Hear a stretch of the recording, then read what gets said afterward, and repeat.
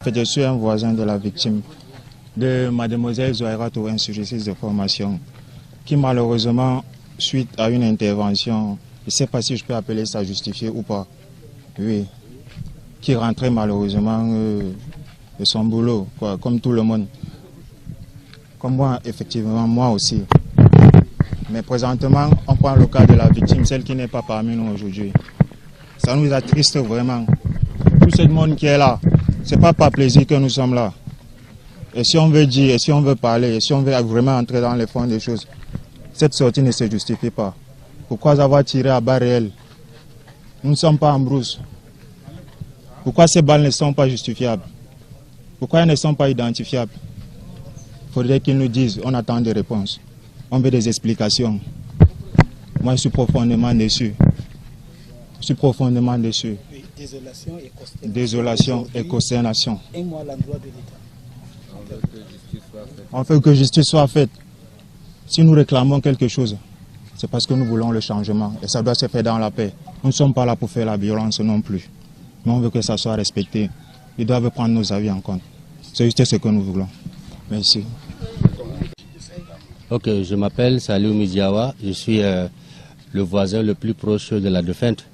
Et j'étais également hier lors de cet événement malheureux qui s'est survenu vraiment dans notre quartier. L'un des premiers hommes à arriver parce que je sortais pour chercher aussi mes enfants à l'école. J'ai fait le premier tour, je ne les ai pas trouvés à l'école, je suis rentré à la maison, ils n'étaient pas rentrés. En ressortant pour la deuxième fois, je venais évidemment chez le petit frère de la défunte pour lui demander où est mon fils Beladi parce qu'ils ont l'habitude de rentrer à la maison ensemble. Donc en venant, je sortais de la deuxième servitude du quartier, j'ai entendu des coups de balle. Les enfants couraient vers moi, grand frère, retourné avec la moto, ils sont en train de tirer sur les gens. Il dit que non, je ne vais pas chercher mes enfants.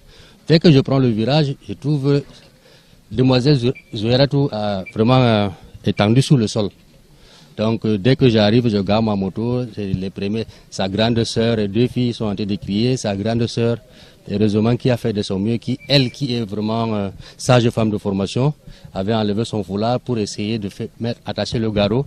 Là où je l'ai soulevé, il a essayé d'attacher ce garrot.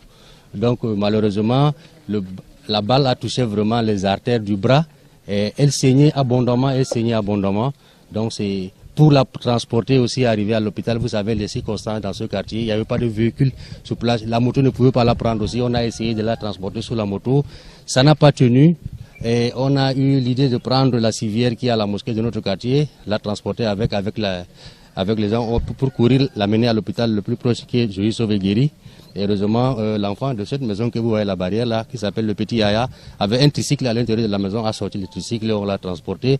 Malheureusement, arrivé à l'hôpital, elle avait rendu l'âme parce qu'elle avait beaucoup perdu du sang. Elle était une institutrice d'une trentaine d'années.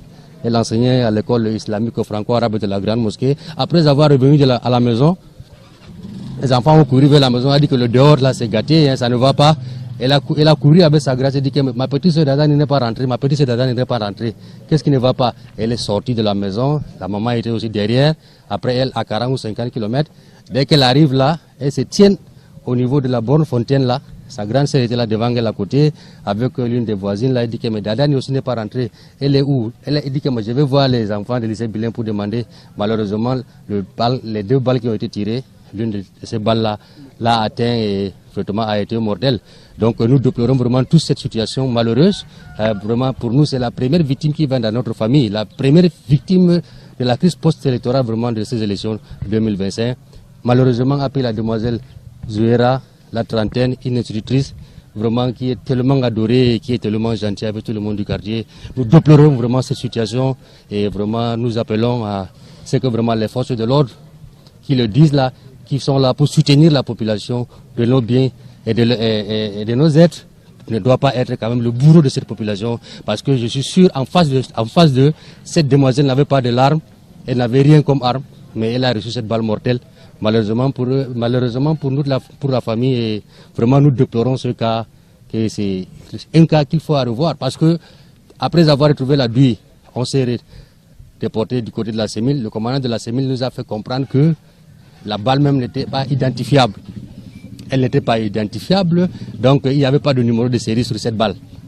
Donc ils ne savent même pas comment cela a pu arriver. Donc ça veut dire que si c'est une déclaration vraiment de la part du commandant de ces milles qui est vraiment à prendre au sérieux. Ça veut dire est-ce que ces gens n'utilisent pas d'autres balles pour pouvoir tirer sur la population et après dire que c'est la population elle-même qui avait des balles, qui avait des pistolets et qui s'est tirés entre eux-mêmes. Donc vraiment c'est une situation inquiétante que le gouvernement doit prendre ses responsabilités et que les enquêtes soient ouvertes pour être diligentées et vraiment pour que le corps de Demoiselle Zouriatou vraiment se repose en paix.